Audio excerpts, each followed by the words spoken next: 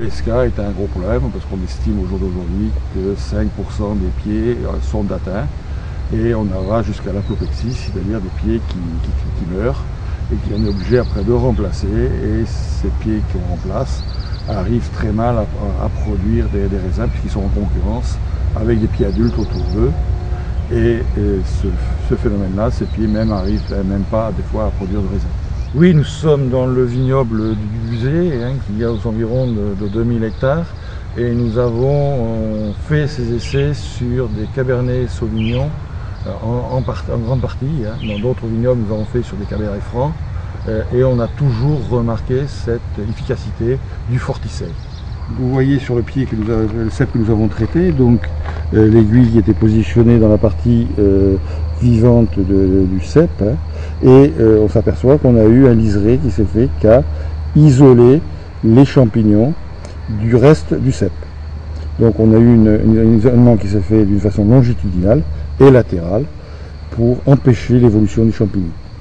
Donc sur la partie non traitée, on s'aperçoit qu'on n'a pas du tout ce liseré-là. Et le jeu dur, ces pieds-là ont été jusqu'à l'apoplexie. Il faut être équipé bien sûr d'une perceuse qui va servir à percer légèrement de biais le cep. Et là-dessus, on y met bien sûr l'aiguille qui va servir à adapter le réservoir. Et dans le réservoir, nous allons y mettre 15 ml de Fortisève. Le produit sera absorbé en 15 jours maximum. Et sur le réservoir, nous prenons la précaution de mettre un capuchon, un couvercle, qui va empêcher d'une part à des corps étrangers d'y rentrer, et d'autre part à ce que les huiles essentielles qui composent le Fortisève ne soient pas oxydées.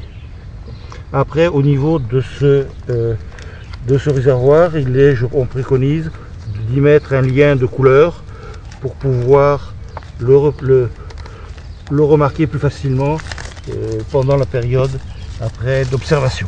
Un flacon de 300 ml permet de traiter 20 ceps. Bien sûr, après avoir ce que le produit soit absorbé dans le cep, sont récupérables et peuvent servir sur d'autres ceps. Nous avons repéré des plants l'année précédente qui étaient atteints de maladie du bois, et les ayant marqués, nous avons pu commencer à faire les applications très tôt, c'est-à-dire à partir du stade 6-8 feuilles, où nous avons perfusé par exemple ce plant qui n'avait pas de symptômes à ce moment-là, et on a vu au jour d'aujourd'hui, on n'a vu aucun symptôme, et ces pieds ont porté leurs raisins jusqu'au vendange sans problème.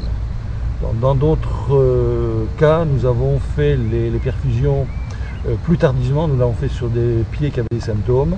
Ces symptômes se sont arrêtés au moment, quelques jours après la perfusion, et eux aussi ont été jusqu'au vendange sans problème, ont apporté, je dirais, un raisin de qualité pour le viticulteur.